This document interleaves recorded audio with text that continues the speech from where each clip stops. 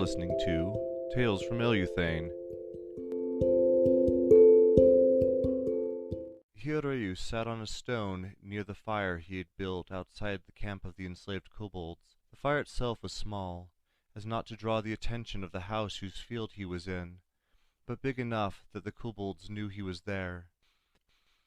The light of the flame is liberation, and the path to freedom is trust and benevolence. He spoke the mantra in his limited draconic vocabulary, avoiding the language of their human masters. As he spoke the words, the flame's light became a bright scarlet, its warmth not only touching his skin, but reflected deep in his soul. It was his third night outside the camp, 4 months since he left his home in Eluthane in search of his sister Moira. The search itself had turned up little, but finding himself in Veneta, Hiereus seethed to find the presence of slavery in the Republic. For all the talk of liberty in the fledgling nation, he had been disappointed. As yet no kobold approached the fence near his fire. Still he remained. Their sidelong glances reassured him of their curiosity. He stared deep into the flames as his mind drifted to a time too far away, when he and his sister prepared for their first guarding rites. Hiereus was 15 as he prepared for his first time ministering rites as a member of the Eluthane temple. His mother was still officiating, of course, but this was a rite of passage into the priesthood for him and his sister. "Are you still getting ready?" Moira's voice came from the door. "Mother's waiting for us," she said.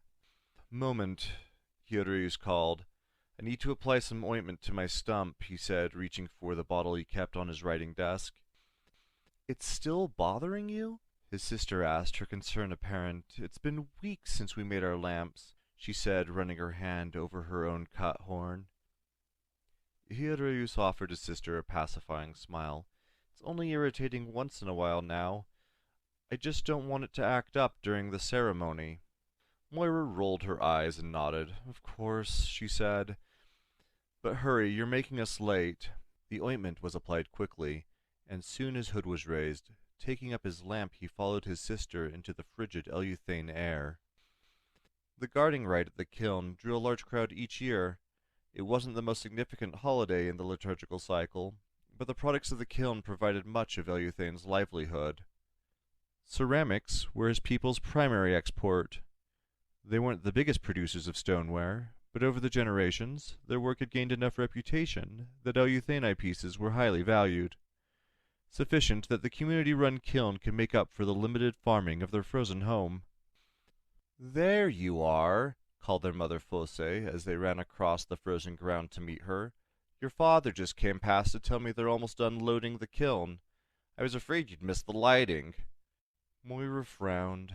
"You're the leader of the temple, Mom. You'd think you'd be able to delay the ceremony a bit for your own children." The mother sighed. "A position I only have through the trust of our people. You wouldn't want me to take advantage of that, would you?" Hiereus winced at his mother's words.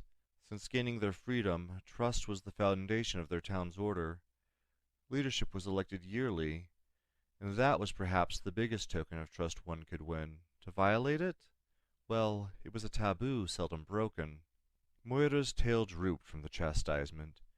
"Even still, our people," she made quotes in the air, "are our friends and neighbors.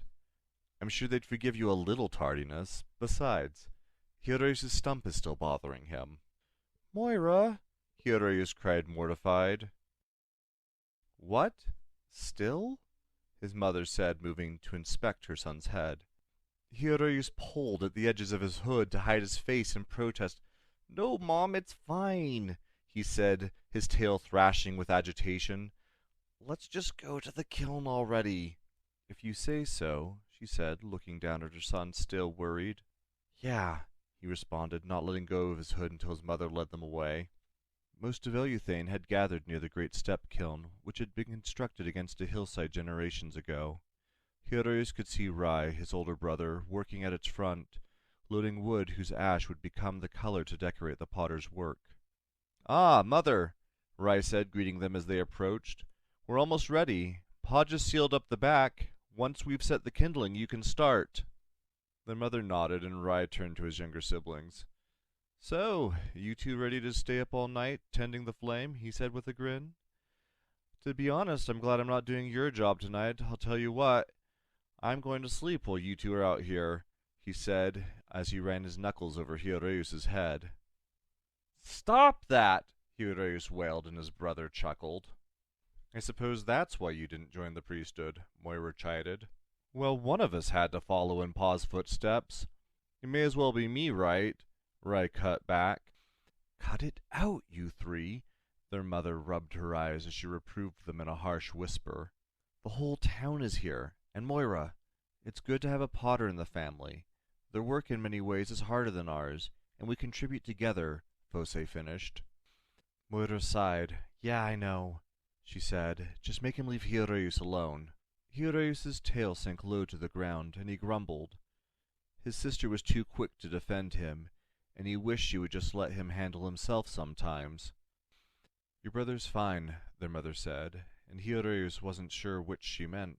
Rai shrugged and went back to work. In short order, it was time for the rite of guarding to begin. Moira and Hiereus followed their mother to the pavilion sheltering the front of the kiln to meet the other priests. Once there, Hiereus withdrew a prayer book from his robes.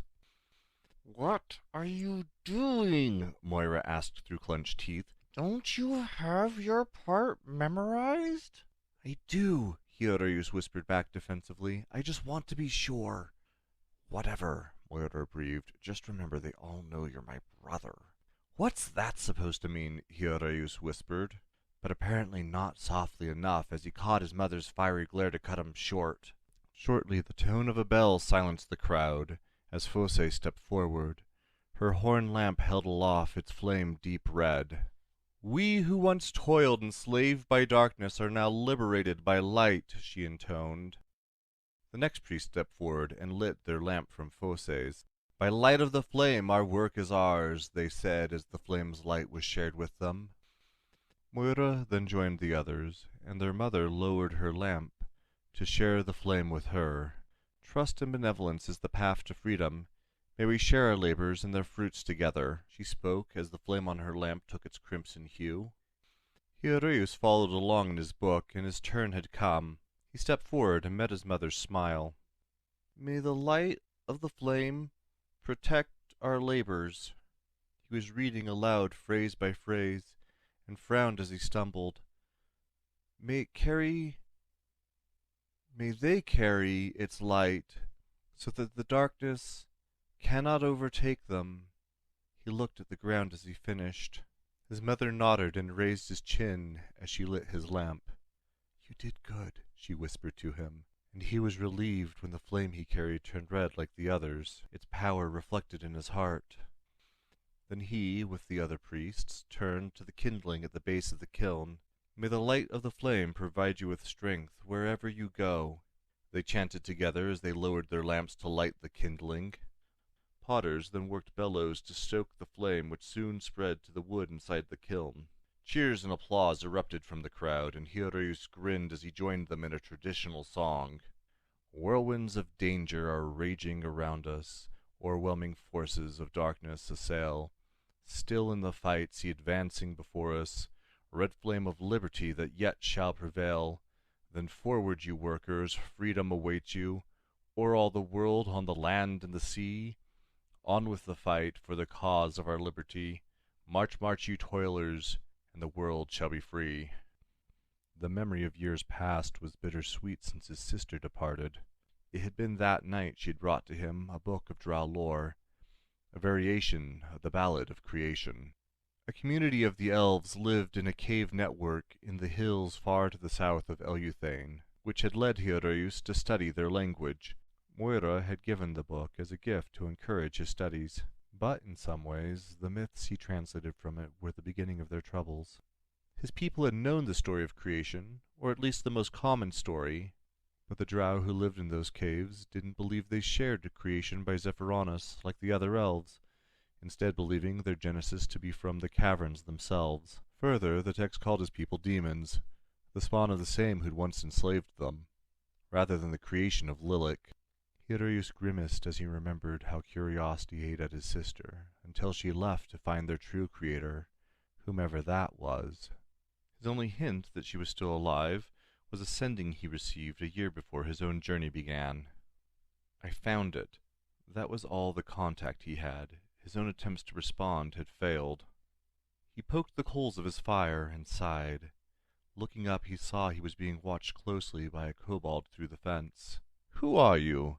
the kobolds said in their own draconic dialect. "One whose people were once enslaved like yourself. One who brings the light of the flame to show you the way of liberation." Tales from Eluthane is a podcast by Eric Porter, created as an exploration of my D&D character's culture. The world beyond Eluthane is the primary creation of Benjamin Priest, our DM. The poem from this episode is a variation of the Warsayun, with lyrics adapted for the setting.